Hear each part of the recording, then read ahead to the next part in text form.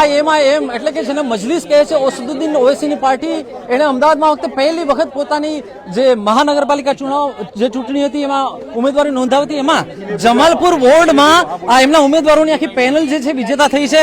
અમારી સાથી છે એ પેનલના વિજેતા. તમારું નામ શું છે? मेरा नाम अफसाना बानू नशीरुद्दीन चिश्ती है. बताओ कि તમે કેટલા વોટોથી જીત્યા છો? હું 19,000 મને 19,000 વોટ થી જીતી છું. મેડમ વન નંબર હાઈએસ્ટ છું. અચ્છા, ઓકે.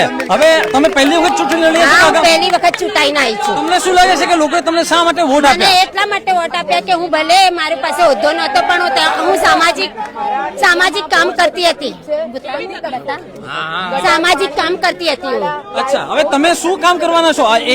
AIMIM ને બી ટીમ કરવામાં આવતી હતી હંમેશા. કામ કરવાનું છે. જમાલપુર બોર્ડમાં કઈ વિકાસ થયું જ નથી. અચ્છા, કોંગ્રેસે કઈ કામ કર્યું જ નથી. ભાજપે બી કઈ કામ ન કર્યું છે. બીનાબેન પરમાર. બીનાબેન, તમે AIMIM આજે અસદુદ્દીન ઓવૈસી પેલા જે બીજા ઉમેદવાર છે એમને પણ બોલાવી લઈશું વિજેતા. હવે હંમેશા એવું કહેવામાં આવતું હતું કે બીજેપી ની બી ટીમ છે અને તમારી પેનલ વિજેતા થઈ છે. તમારે શું કેવું છે? બી ટીમ અમને જે કહેતા હતા, બી ટીમ આજે ખબર પડી ગઈ છે કે બી ટીમ અમે નહીં, એ પોતે છે. બી ટીમ જે કહેવા વાળા હતા એ બી ટીમ એ પોતે છે, અમે નથી. બી ટીમ તમે કોને કહેવા માંગો છો? બી ટીમ એ પોતે છે, જેને કીધું તું હમણે કોંગ્રેસ. તમે આની પહેલા ક્યારે ચૂંટણી લડ્યા છો? નહીં, ફર્સ્ટ ટાઈમ છે ને ફર્સ્ટ ટાઈમ હું વિજેતા બની છું. તમે એમની શું કામ કરવા માંગો છો તમારા વિસ્તારની અંદર? ચાલતા વાત તમે શું કામ કરવા માંગો છો? સાબિરભાઈએ મને જે દલિત, મુસ્લિમ, બક્ષીપંચ, આદિવાસી બધામાંથી મને ચૂંટણી છે તો હું એમને જીતી તો ગઈ છું પણ બતાવીશ કે હું બધા કામ કરીશ. મારા પ્રોબ્લેમ જે મારા એરિયાના પ્રોબ્લેમ બધા છે હું બધા પૂરા કરીને બતાવીશ. એમને તમે દલિતો અને મુસ્લિમ મહિલાઓ માટે શું કામ કરવા માંગો છો? મારા એરિયામાં બહુ જ બધા પ્રોબ્લેમ છે.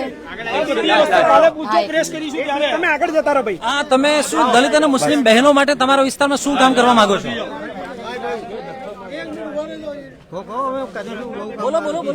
અત્યાર સુધીમાં બહુ જ પ્રોબ્લેમ મારી બહેનોને, ભાઈઓને, ઘણાને બહુ જ બધી તકલીફ પડી છે. એ બધી તકલીફો બધાની હું દૂર કરીશ. અને આ તો હજુ પિક્ચર છે, સોરી ટેલર છે, પિક્ચર હજુ બાકી છે. આપણી સાથે આજે મજલિસના અન્ય જે વિજેતા ઉમેદવારો છે એમની સાથે પણ વાતચીત કરીએ. આ તો અત્યારે ફોટો સેશન ચાલી રહ્યું છે. આજે જમાલપુર અમદાવાદનો જે વોર્ડ છે ત્યાં 4 AIMIM મજલિસ જે પહેલી વખત એમણે સ્થાનીય નિકાય ચુનાવમાં ઉમેદવારી નોંધાવી હતી અને એમની પેનલ જે છે વિજેતા થઈ છે. તમારું ફોટો સેશન પૂરું થાય એટલે મને કહેજો, હું તમારી સાથે વાતચીત કરીશ. માધ્યમથી જમાલપુર પ્રજાનો પહેલા તો ખૂબ આભાર માનવા માંગુ છું કે લોકોએ અમને ભારી બહુમતીથી ચૂંટાય, અમારા પર ભરોસો કર્યો. પહેલા અમે કાઉન્સિલર રહી ચૂક્યા છે, રફીક શેખ ને મુસ્તાક ખાદીવાલા. અમે પહેલા ત્યાં કામો કર્યા હતા જમાલપુરમાં, એટલે ફરી અમને લોકોએ ચૂંટીને મોકલ્યા છે. અને એમની હવે ક્યાં કામ છે જે તમે કરવા માંગો છો? હવે અત્યારે જે મુસ્લિમ દલિત વિસ્તારની અંદર જે અન્યાય થાય છે એ કામની અંદર એ અન્યાય નહીં થવા દઈએ ને પબ્લિકના કામો અમે કરીએ. તો આ જે છે એ AIMIM જેને મજલિસ કહેવામાં આવે છે એની પાર્ટીના ઉમેદવારો જે છે જમાલપુરના એમની પેનલ વિજેતા થઈ છે અને આ 4 ઉમેદવારો છે જેમની સાથે આપણે વાતચીત કરી. અત્યારે તે લોકો અહીંયા અમદાવાદમાં જે મત ગણતરી કેન્દ્ર છે LD એન્જિનિયરિંગ કોલેજમાં ત્યાં એ લોકો ઉજવણી કરી રહ્યા છે. તમે પણ મજલિસ સાથે જોડાયેલા છો? હા, હું કોંગ્રેસનો વાઇસ પ્રેસિડન્ટ હતો. આ લોકોએ અમને બહુ હેરાન કર્યા છે. અમને બજેટ નહોતા આપતા, અમને કોઈ કામ નહોતું થતું. હું સવારે 6 વાગ્યાથી 10 વાગ્યા સુધી સર્વિસે જાઉં ત્યાં સુધી હું ઉભો રહેતો હતો. આ લોકો કોઈ કશું જ કામ નહોતા કરતા. અમે બજેટ માંગતા હતા તો બજેટ નહીં. અમારી સોસાયટીમાં મોહલ્લામાં કોઈ કામ નહોતું કરતું. એમની આ મજલિસના ઉમેદવારો જો જીતા હોય એમના તો એનું મુખ્ય કારણ શું છે? લોકોએ શા માટે એને પસંદ કર્યા? કારણ કે કોંગ્રેસ હંમેશા જીતતી આવી છે આ બધી વિસ્તારોમાં. કોંગ્રેસને એવું એ હતું કે અમારા સિવાય અહીંયા કોઈ જીતી જ નહીં શકે. અને MIM ની જે ટીમ છે એ બી ટીમ છે ભાજપની. એ ભાજપની બી ટીમ કેવી છે હવે એ લોકોને ખબર પડશે કે આ ભાજપની બી ટીમ છે કે MIM ની એ ટીમ છે. MIM ની એ ટીમ છે જે હવે જીતશે. ટોપીદારીને બદનામ કરતા આજે ખબર પડી ગઈ કે કોણ ટોપીદારી. અમારી નાતને એ લોકોએ બદનામ કર્યા છે. કોણે બદનામ કર્યા છે? કોંગ્રેસ વાળા કે દાઢી ટોપી હૈદરાબાદથી વાળા આવશે ને ફ્લાઇટ 23 તારીખે એમની ફ્લાઇટ કન્ફર્મ છે. હવે ખબર પડી ગઈ કોની ટિકિટ કન્ફર્મ થઈ ગઈ છે. એમ નહીં તો હવે જે આગામી વિધાનસભાની ચૂંટણી છે એમાં એઆઈએમઆઈએમ ઉમેદવારી નોંધાવશે પોતાની. હા અમારા અધ્યક્ષ આદિવાસી દલિત અને મુસ્લિમનું કોમ્બિનેશન કરીને વિધાનસભામાં ઉતારશે અને ત્યાં અહીંયાના જે કેન્ડિડેટ ચૂંટાય છે એમને સ્પેશિયલ ટ્રેનિંગ આપશે કે વોર્ડમાં કઈ રીતે કામ કરવું અને અધિકારી જોડે કઈ રીતે કામ લેવું એના માટે સ્પેશિયલ ટ્રેનિંગ આપશે. તમારો અહીંયા એઆઈએમઆઈએમ માં શું હોદ્દો છે? હું એક કાર્યકર છું. અચ્છા. જયારે એમએલએ ઇમરાન ખિલાવાલાએ કીધું હતું કે 23 તારીખે એમની ટિકિટ કન્ફર્મ છે, એ હવે ખબર પડી કે કોની ટિકિટ કન્ફર્મ થઈ ગઈ છે અત્યારે. હા તો જોઈ શકો છો કે અત્યારે જે મજલિસના વિજેતા ઉમેદવારો છે જઈ રહ્યા છે. આપણી પાસે પરમારબેન ફરી એક હોય છે. તમારી વાત અધૂરી રહી ગઈ હતી.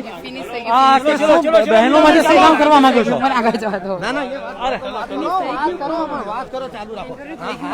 ના તમે દલિત અને મુસ્લિમ બહેનો માટે કંઈક કરવા માંગતા હતા, એ વાત આપણી અધૂરી રહી ગઈ. દલિત અને મુસ્લિમ બહેનો માટે હા ના તમે વચ્ચે બોલો. દલિત અને મુસ્લિમ બહેનો માટે અમે ખાસ કરીને જે સ્કૂલો બંધ થઈ ગઈ છે એ બધા જે સ્કૂલોના તે બીજા વધારાના બધા ઘણા બધા કામ છે, બધા કામ અમે પૂરા કરીશું. પૂરા કરીને અને સાબિરભાઈના હાથ મજબૂત કરીશું. બરાબર છે. અને ટૂંકમાં હવે જો 2022ની જે વિધાનસભા ચૂંટણી આવશે તો એમાં તમારી પાર્ટી ઉમેદવારો ઉતારવાની છે? હા. અચ્છા, ઓકે. તો આ છે એઆઈએમઆઈએમ ના વિજેતા ઉમેદવાર અને અત્યારે મોટા પાયે સેલિબ્રેશન ચાલી રહ્યું છે. અને તમને અમે અમદાવાદના એલડી એન્જિનિયરિંગ કોલેજ જ્યાં મતગણતરી ચાલી રહી છે ત્યાંથી દ્રશ્યો દેખાડી રહ્યા છે.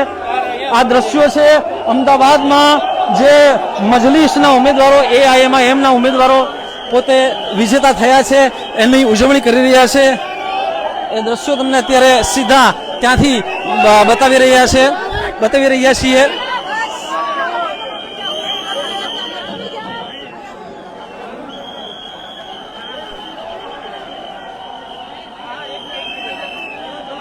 ઓવરઓલ જો જોવા જઈએ તો 6 મહાનગરપાલિકાઓમાં ભાજપનું પરફોર્મન્સ ખૂબ સારું રહ્યું છે. જે મોટાભાગની નગરપાલિકાઓમાં ભાજપ જે છે આગળ ચાલી રહ્યો છે. અમદાવાદ હોય, જામનગર હોય, વડોદરા હોય, સુરત હોય, રાજકોટ હોય અને કેટલીક જગ્યાએ આમ આદમી પાર્ટી જેમ કે સુરતમાં આમ આદમી પાર્ટીની પેનલ જીતી છે અને મજલિસ એઆઈએમઆઈએમ ના જે ઉમેદવારો છે એ અમદાવાદમાં જીત્યા છે.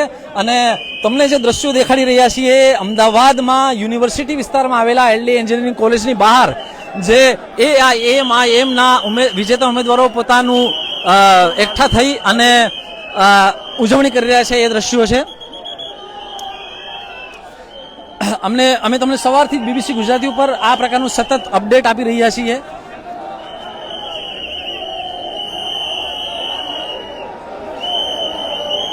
પતંગના નિશાન સાથે એઆઈએમઆઈએમે ઉમેદવારી નોંધાવી હતી અને અહીંયા અત્યારે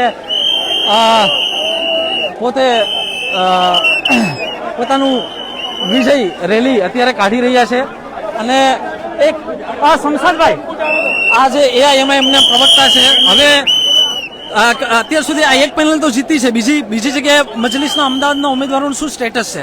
મક્તમપુરામાં પણ અમે લોકો જીતી રહ્યા છીએ. થોડી વારમાં મક્તમપુરામાંથી અમારા 3 ઉમેદવારો વિજેતા ઘોષિત થશે અને જમાલપુરમાં અમારી આખી પેનલ જીતી છે. એટલે હજી કાઉન્ટિંગ ચાલી રહ્યું છે? હજુ કાઉન્ટિંગ ચાલી રહ્યું છે. ગોમતીપુરનું પણ કાઉન્ટિંગ ચાલી રહ્યું છે.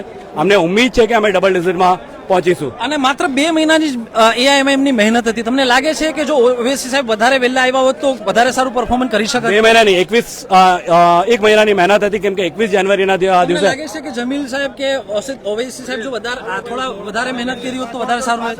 ઇમ્તિયાઝ જલીલ સાહેબે અને આખી મજલિસના ટીમે ખૂબ સરસ મહેનત કરી છે અને એના કારણે આજે જે રિઝલ્ટ મળ્યું છે 1 મહિનાની અંદર અત્યાર સુધી અમે લોકો 7 સીટો જીતી ચૂક્યા છે અને અત્યારે કેટલીક સીટોની ગણતરી ચાલુ છે અને ઉમ્મીદ છે કે અમે ડબલ ડિજિટમાં જઈશું. 2022માં વિધાનસભાની ચૂંટણીમાં મજલિસ ઉમેદવારી નોંધાવશે?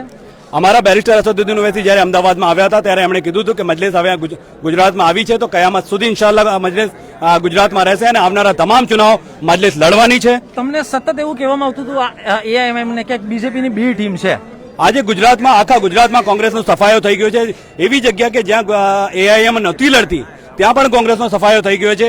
ત્યાં બીજેપીની બી ટીમ કઈ હતી ખબર નથી. અત્યારે કોંગ્રેસ અને બીજેપી એક જ સિક્કાની બે પહેલું છે અને કોંગ્રેસ સદંતર નિષ્ફળ નીવડી છે. જે વિરોધ એમને તને શું લાગે છે કે એક સમયે કોંગ્રેસ મુસ્લિમોનો વિશ્વાસ બહુ સારી રીતે જીતી શકતી હતી, શું આ વખતે નિષ્ફળ જઈ રહી છે?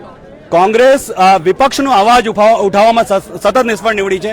એ મુસલમાનોને સામાન્ય નાગરિકનો અવાજ ઉઠાવવામાં નિષ્ફળ નીવડી છે, જેના કારણે કોંગ્રેસનો આજે રકાસ થયો છે અને મજલિસનો અહીંયા ઉદય થયો છે. ક્યાં ત્રણ કામો છે જે મજલિસના ઉમેદવારો સૌથી પહેલા કરશે હવે સુધરાઈમાં કોર્પોરેશનમાં? મજલિસ સૌથી પહેલા તો મજલિસના જે ઉમેદવારો છે એ બૂથ વાઇઝ પોતાના ટીમો નક્કી કરશે અને બૂથ વાઇઝ જે રીતે અમે વોટ માંગીએ છીએ એ રીતે લોકો વચ્ચે જઈને લોકોના કામ કરશે.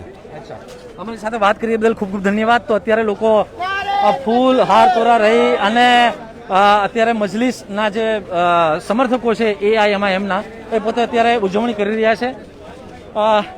આશા છે કે